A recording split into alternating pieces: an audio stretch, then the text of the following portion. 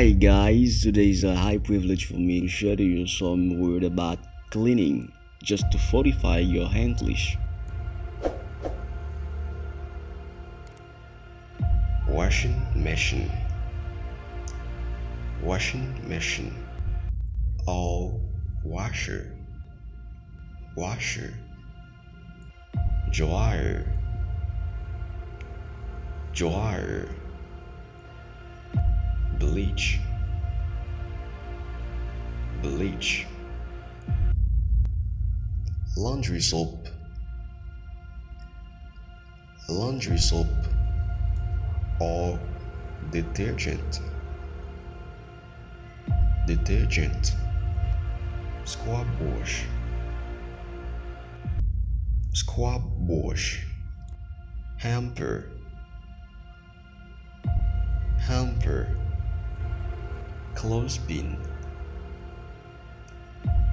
clothespin, hanger, hanger, clothesline, clothesline, iron, iron, ironing board, ironing board, Laundry basket, laundry basket, bucket, bucket, or pail, pail, mop, mop, broom, broom, vacuum, vacuum, dustpan,